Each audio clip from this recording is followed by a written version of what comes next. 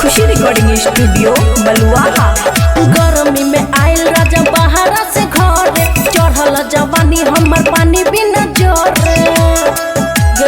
सुना गर्मी में आयल राजा बाहरा से घरे, चढ़ल जवानी हमर पानी बिना जोरे।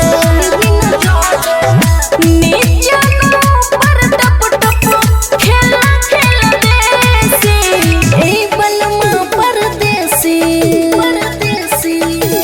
ए बलमा परदेसी मारा नाएसी के देसी। ए बलमा परदेसी मारा नाएसी के देसी। ए बलमा परदेसी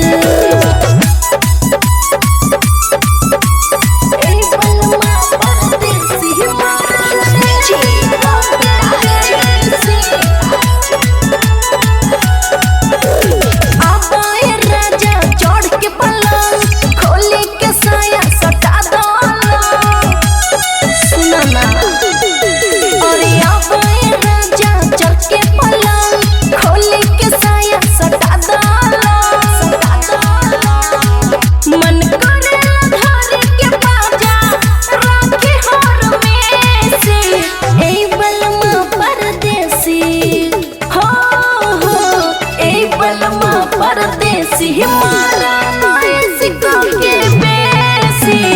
ए बलमा परदेसी मारा नाएसी के बेसी। ए बलमा परदेसी। मैथिली एक्सप्रेस की शानदार प्रस्तुति।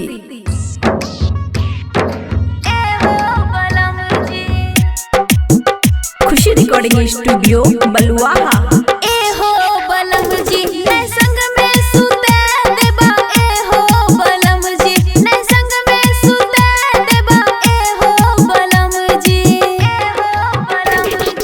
गोर गोर गलिया नै छुवे देबा। ए हो बलम जी नै संग में सुते देबा। ए हो बलम जी। डीजे गुड मधुवानी, डीजे गुड मधुवानी, डीजे गुड मधुवानी।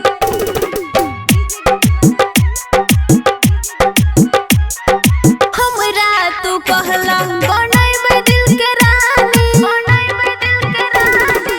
इहाँ तो हमर बढ़ल छै परेशानी। हमरा तू कहला बनैबे दिल के रानी, इहाँ तो हमर बढ़ल छै परेशानी। ननैद धछिया कहै मुँह के तोड़ देबा। ए हो बलम जी नै संग में सुते देबा। ए हो बलम जी नै संग में सुते देबा। ए हो सजन जी।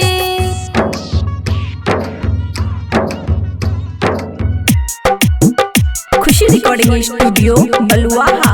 राइटर सुमित साजन आबै नै छदाया, आबै नै छदाया। लागै छै बन गेलो हम पराया। राइटर सुमित साजन आबै नै छदाया। लागै छै बन गेलो हम पराया। जितना छ कमायल सब रुपया हमरा देबो, तब बलम जी हमें लग में सुते देबा।